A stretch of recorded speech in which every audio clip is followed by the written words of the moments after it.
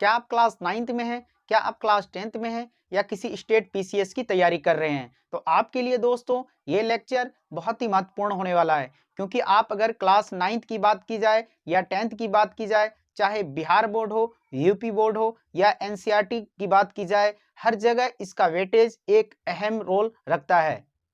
तो आज हम लोग दोस्तों ड्यूअल लैंग्वेज में पढ़ेंगे नंबर सिस्टम, संख्या पद्धति। तो चलिए दोस्तों शुरू करते हैं आज का सेशन। मैं हूं इंजीनियर दस्तगीर और आप लोग देख रहे हैं पहल आईएएस। संख्या की बात की जाए दोस्तों तो संख्या एक आइडिया है जो आपको किसी भी चीज की मात्रा या क्वांटिटी को बताता है। जैसे कि मैं बोलूं मेरे पास 3 घर हैं, यहाँ पे 3 हाउस की जो बात हुई दोस्तों, ये एक आइडिया है जो हमारे माइंड में आया और इसे हम एक संख्या के थ्रू निरूपित किए या डिनोट किए। दोस्तों संख्या की बात की जाए तो ये 2 प्रकार की होती हैं, वास्तविक संख्याएं और अवास्तविक संख्याएं। पहले हम लोग दोस्तों इसका जो है फ्लो चार्ट देख लेते हैं। वास्तविक संख्याएं भी 2 प्रकार की होती हैं, पहली है परिमेय संख्या और दूसरी है अपरिमेय संख्या। परिमेय संख्या की बात की जाए दोस्तों तो ये भी है 2 प्रकार की, एक है पूर्णांक और दूसरे नंबर पे है दोस्तों भिन्न। तो फिर से एक बार हम रिवाइज कर लें। संख्या 2 प्रकार की होती हैं, वास्तविक संख्या और अवास्तविक संख्या, परिमेय संख्या और अपरिमेय संख्या, पूर्णांक और भिन्न। तो दोस्तों आप कैसे याद करेंगे, एक बार मेरे साथ रिवाइज कर लें। संख्या 2 प्रकार की होती है, वास्तविक संख्या और अवास्तविक संख्या। वास्तविक संख्याएं 2 प्रकार की होती है, परिमेय संख्या और अपरिमेय संख्या। परिमेय संख्या की बात की जाए तो एक होता है पूर्णांक और दूसरा होता है दोस्तों भिन्न। अब हम लोग इंग्लिश में इसको डिनोट कर लेते हैं। नंबर सिस्टम जो है दोस्तों, हमारा नंबर 2 प्रकार के होते हैं, real number and imaginary number. तो नंबर पहले क्लासिफाई किए, real number, imaginary number. Real number की बात करें दोस्तों तो ये 2 प्रकार के हुए, rational number, irrational number. Rational number की बात करें दोस्तों तो पहला है हमारा इंटीजर्स और दूसरा है दोस्तों हमारा भिन्न। इसके बाद भी दोस्तों हम एक एक पॉइंट को क्लियर करेंगे और समझेंगे सारे पहलुओं को, और एग्जाम्पल के थ्रू हम क्वेश्चन लेके इसको सॉल्व करने की कोशिश करेंगे। दोस्तों अब नेक्स्ट पॉइंट पे चलते हैं, पूर्णांक। अगर पूर्णांक की बात की जाए दोस्तों तो धनात्मक, शून्य और ऋणात्मक, इसके सम्मिलित रूप को हम पूर्णांक कहते हैं, या पूर्णांक 3 प्रकार के होते हैं। पूर्णांक की बात की जाए पहले नंबर पे दोस्तों तो हमारा हो गया ऋणात्मक पूर्णांक, दूसरे नंबर की बात की जाए ये हो गया हमारा शून्य पूर्णांक, और तीसरे नंबर की बात की जाए दोस्तों तो ये हमारा हो गया धनात्मक पूर्णांक। एक बार फिर से हम लोग रिपीट कर लेते हैं दोस्तों। पूर्णांक 3 प्रकार के होते हैं, ऋणात्मक पूर्णांक, शून्य, धनात्मक पूर्णांक। अगर दोस्तों शून्य को और धनात्मक पूर्णांक को या जीरो इंटीजर भी इसे बोल सकते हैं दोस्तों, इन दोनों को मिला दें तो बनता है हमारा पूर्ण संख्या। अगर दोस्तों आपसे कोई पूछे पूर्ण संख्या किसे कहते हैं तो आप कह सकते हैं कि शून्य और पॉजिटिव इंटीजर को हम होल नंबर कहेंगे या पूर्ण संख्या कहेंगे। एक बार हम लोग दोस्तों इंग्लिश में देख लेते हैं। इंटीजर कितने प्रकार के होते हैं? इंटीजर 2 प्रकार के होते हैं, negative integer, zero, positive integer. Negative integer को अगर छोड़ दे दोस्तों, जीरो और पॉजिटिव इंटीजर को हम होल नंबर बोलते हैं। तो दोस्तों अगर आपसे पूछे कोई होल नंबर क्या होता है तो आप कह सकते हैं जीरो और पॉजिटिव इंटीजर को हम होल नंबर कहते हैं। एक बार फिर से डिस्कशन कर लेते हैं। पूर्णांक 2 प्रकार के होते हैं,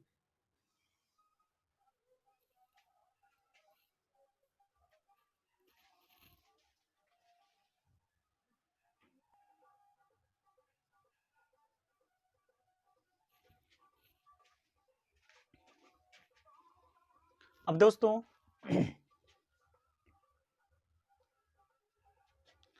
दोस्तों अगर भिन्न की बात की जाए अब तो भिन्न भी 2 प्रकार के होते हैं। पहला है दोस्तों हमारा दशमलव भिन्न, और दूसरा है हमारा साधारण भिन्न। तो भिन्न 2 प्रकार के होते हैं, दशमलव भिन्न, साधारण भिन्न। भिन्न कितने प्रकार के होते हैं? 2 प्रकार के, साधारण भिन्न और दशमलव भिन्न। अगर इंग्लिश में बात की जाए दोस्तों तो फ्रैक्शन आर 2 टाइप्स, पहला है डेसिमल, दूसरा है वल्गर। पहला है डेसिमल और दूसरा है वल्गर।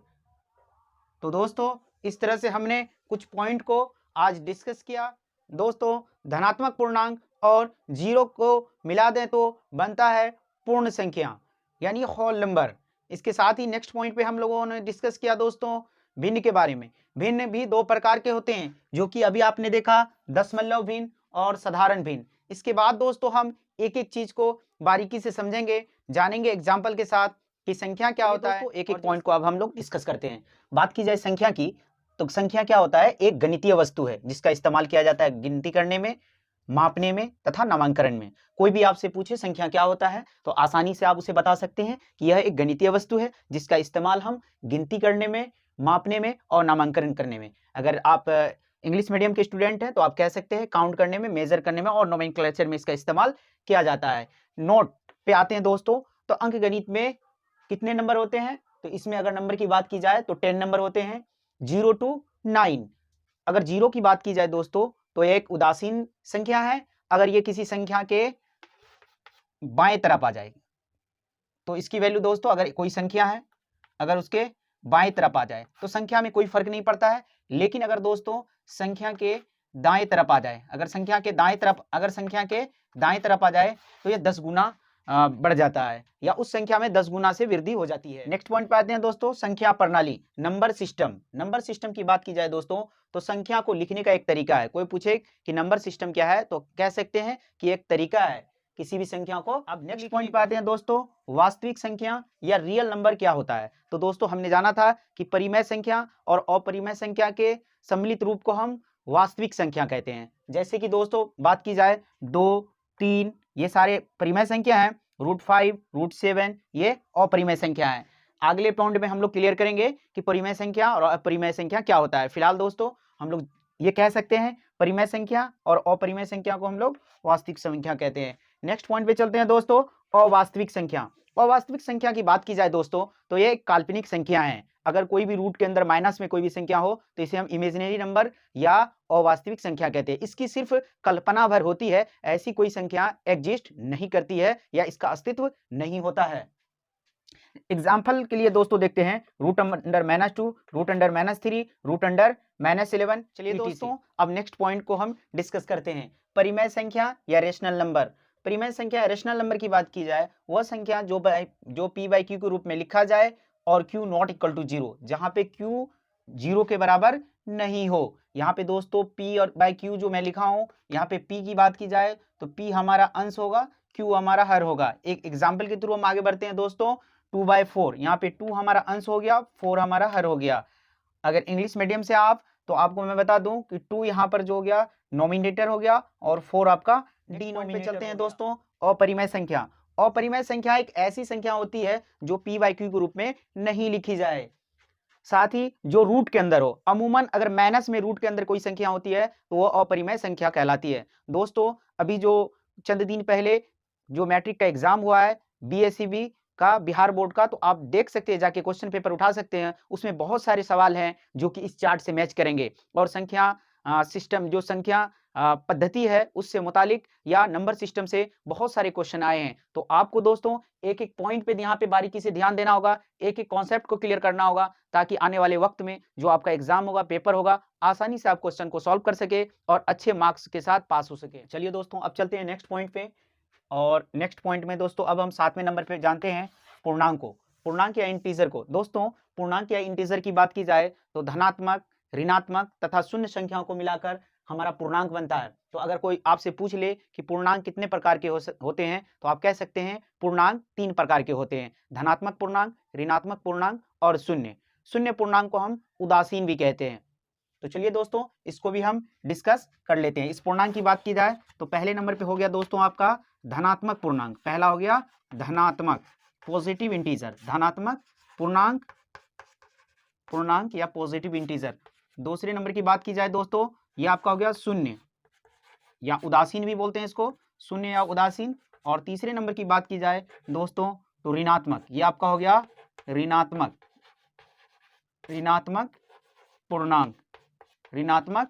पूर्णांक। इसको दोस्तों आप इस तरह से भी डिनोट कर सकते हैं, ये आपका शून्य हो गया, और इसे पॉजिटिव इंटीजर को इस तरह से भी डिनोट कर सकते हैं। तो आपसे कोई पूछे कि पूर्णांक क्या होता है, आप कह सकते हैं कि धनात्मक, ऋणात्मक तथा शून्य संख्या से मिलकर पूर्णांक संख्या बनती है। और ये 3 प्रकार के होते हैं। इंटीजर 3 टाइप के होते हैं। पहला आपका धनात्मक पूर्णांक, दूसरा है शून्य और तीसरा है ऋणात्मक पूर्णांक के कुछ एग्जाम्पल हैं हमारे पास। धनात्मक पूर्णांक के एग्जाम्पल हैं 3, 2, 1 etc। अगर दोस्तों ऋणात्मक पूर्णांक की बात की जाए, इसके एग्जाम्पल हैं, ऋणात्मक पूर्णांक के एग्जाम्पल की बात की जाए दोस्तों तो -3, -2, -1 etc।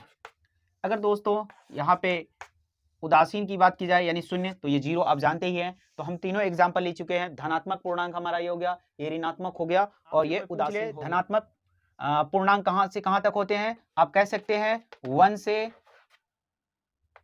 इन्फिनाइट तक या अनंत तक। इसमें कह सकते हैं -1 से लेके इन्फिनाइट तक, यहाँ भी आपका इन्फिनाइट तक हो जाएगा। प्राकृतिक संख्या किसे कहते हैं? दोस्तों अगर आप क्लास 9th में हैं या 10th में हैं तो आप जैसे ही आप फर्स्ट यूनिट पढ़िएगा, आपको प्राकृतिक संख्या पूर्णांक से जरूर आपका राब्ता होगा, आप रूबरू जरूर उससे होंगे। तो चलिए दोस्तों अब आते हैं नेक्स्ट पॉइंट पे, प्राकृतिक संख्या। प्राकृतिक संख्या इंग्लिश में बोलते हैं दोस्तों नेचुरल नंबर। चलिए दोस्तों डिस्कस कर लेते हैं इसके बारे में। गिनती की संख्या को, ऐसी संख्या जिसकी गिनती हो सके, गिनती की संख्या को क्या कहते हैं? गिनती की संख्या को प्राकृतिक संख्या कहते हैं। प्राकृतिक संख्या या नेचुरल नंबर कहते हैं। दोस्तों एग्जाम्पल ले लें इसके तो हो जाएंगे 1 से लेके इन्फिनाइट तक या अनंत तक। तो आपसे कोई पूछे प्राकृतिक संख्या किसे कहते हैं, तो आप कह सकते हैं गिनती की संख्या को हम प्राकृतिक संख्या कहते हैं। और इसके एग्जाम्पल की बात की जाए तो 1 से लेके अनंत तक, इन जिसकी गिनती की जा सके। नेक्स्ट पॉइंट पे दोस्तों चलते हैं अब हम पूर्ण संख्या पे। पूर्ण संख्या हो चुका है, लेकिन एक बार मैं फिर से आपको रिवाइज करा दूं। पूर्ण संख्या जो दोस्तों मैंने कहा था कि अगर प्राकृतिक संख्या में आप शून्य को मिला दें तो पूर्ण संख्या बनते हैं। तो दोस्तों 1, 2, 3 से लेके इन्फिनाइट तक ये आपका हो गया प्राकृतिक संख्या। इसमें सिर्फ शून्य को मिला दीजिए तो ये आपका बन जाएगा पूर्ण संख्या। तो एक बार मैं फिर पूर्ण संख्या का एग्जाम्पल बता दिया दोस्तों आपको। इससे पहले भी डिस्कशन कर चुका हूं कि ये जो प्राकृतिक संख्या है 1 से लेके इन्फिनाइट तक, इसमें सिर्फ अगर शून्य को मिला देते हैं पूर्ण संख्या या आपका होल नंबर बन जाता है। इसके बाद दोस्तों आते हैं नेक्स्ट पॉइंट, सम संख्या। अब डिस्कस कर लेते हैं दोस्तों हम सम संख्या के बारे में कि सम संख्या क्या होता है। सम संख्या इंग्लिश में बोलते हैं इसे इवन नंबर। सम संख्या ऐसी प्राकृतिक संख्या जो 2 से पूर्णतः विभाजित हो। दोस्तों अगर आपसे कोई पूछे कि सम संख्या किसे कहते हैं तो आप कह सकते हैं ऐसी प्राकृतिक संख्या जो 2 से पूर्णतः विभाजित हो या पूरी तरह विभाजित हो या जिसमें 2 से पूरा भाग लग जाए या डिवाइडेड हो, उसे हम सम संख्या या इवन नंबर कहते हैं। वे संख्या जो 2 से क्या हो दोस्तों? पूर्णतः, जो 2 से क्या हो? पूर्णतः विभाजित हो। एग्जाम्पल के लिए दोस्तों 4, 6, 8 etc। ये दोस्तों अगर इसमें आप 2 से भाग दें तो 2 दूना 4, 2 आ गया। अगर 8 में दोस्तों 2 से भाग दें या डिवाइड करें, 2 चौके 8, ये भी आपका जो है डिवाइड हो गया, पूर्णतः विभाजित हो गया। तो हमारा 4 और 8 क्या हो गया दोस्तों? इवन नंबर या सम संख्या हो गया। और विषम संख्या की बात करते हैं कि विषम संख्या कहां से कहां तक होता है। और सम संख्या की बात यहाँ पे दोस्तों हम कह दें कि कहां से कहां लाई करता है, तो ये 2 से लेके इन्फिनाइट तक, 2 से लेके इन्फिनाइट तक करता है। ये 2 है, 4 है, उसके बाद दोस्तों यहाँ पे 6 है, ये सारे इस तरह से बढ़ते चले जाएंगे। नेक्स्ट पॉइंट पे चलते हैं दोस्तों, विषम संख्या। विषम संख्या की बात करते हैं दोस्तों या ऑड नंबर या विषम संख्या। इसको दोस्तों डिस्कस करते हैं हम, विषम संख्या या ऑड नंबर। ऐसी प्राकृतिक संख्या, ऐसी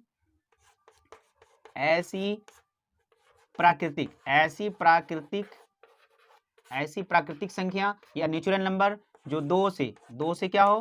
पूर्णतः, पूरी तरह से पूर्णतः विभाजित ना हो, पूर्णतः विभाजित ना हो, विषम संख्या कहलाती है। क्या कहलाती है दोस्तों? विषम संख्या कहलाती है, विषम संख्या कहलाती है, विषम संख्या कहलाती है। एग्जाम्पल की बात करें दोस्तों यहाँ पे तो 1 हो गया आपका, 3 हो गया, 5 हो गया, इस तरह से दोस्तों इन्फिनाइट तक आपका जाएगा। तो कोई पूछ ले आपको कि सम संख्या किसे कहते हैं, तो आप कहेंगे दोस्तों वे प्राकृतिक संख्या जो 2 से पूर्णतः विभाजित हो जाए उसे हम सम संख्या कहते हैं, और ऐसी प्राकृतिक संख्या जो 2 से पूर्णतः विभाजित ना हो या जिसमें 2 से भाग न लगे उसे हम विषम संख्या कहते हैं। इसमें दोस्तों आप देख ले कि ये 2 से पूर्णतः विभाजित नहीं होगी, इसमें शेष बच जाएंगे। अगर आप 3 में 2 से भाग दे दोस्तों तो देखें 1, यहाँ पे शेष या रिमाइंडर कितना हो जाता है दोस्तों, आपका 1 बच जाता है, पूर्णतः विभाजित नहीं होता है। इसलिए हम 3 को, 5 को, 7 को क्या कहेंगे, 9 को विषम संख्या या ऑड नंबर कहेंगे दोस्तों। अब हम फिर नेक्स्ट पॉइंट की तरफ चलते हैं और डिस्कशन करते हैं इस बार भाज्य संख्या या कंपोजिट नंबर के बारे में।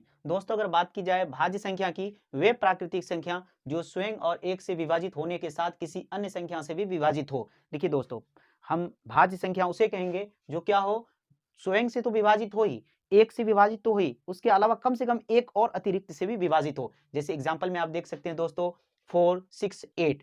बात की जाए यहाँ पे 4 की, तो दोस्तों यहाँ पे 4 की बात की जाए तो 4 को आप डिवाइड करिए, यहाँ पे आप 1 से लगा सकते हैं, 4 टाइम्स लग जाएगा आपका, ये कट जाएगा। फिर दोस्तों आप 4 को सेकेंड टाइम लगाइए 4 से, स्वयं से भी ये कट रहा है, तो 2 तो खुद लग ही गया दोस्तों। इसके साथ ही 4 को आप 2 से भी डिवाइड कर सकते हैं। तो 4 को कितने तरह से आप डिवाइड कर सकते हैं, 4 को 1 से डिवाइड कर सकते हैं, 2 से डिवाइड कर सकते हैं और 4 को 4 से डिवाइड कर सकते हैं। तो यहाँ पे स्पष्ट रूप से दोस्तों बताया गया है जो स्वयं और 1 के अलावा कम से कम 1 से भी और अधिक से विभाजित हो जाए तो वो भाज्य संख्या कहलाएगा। दोस्तों अभाज्य संख्या किसे कहते हैं, अभाज्य संख्या या प्राइम नंबर की बात की जाए, ऐसी प्राकृतिक संख्या जो सिर्फ 1 और स्वयं से ही विभाजित हो, उसके अलावा नहीं हो किसी से विभाजित। दोस्तों कोई प्राकृतिक संख्या है अगर केवल और केवल 1 और खुद से ही विभाजित हो रही है तो आप कह सकते हैं यह एक अभाज्य संख्या है, लेकिन 1 से, खुद से, उसके अलावा भी किसी और से विभाजित हो रही है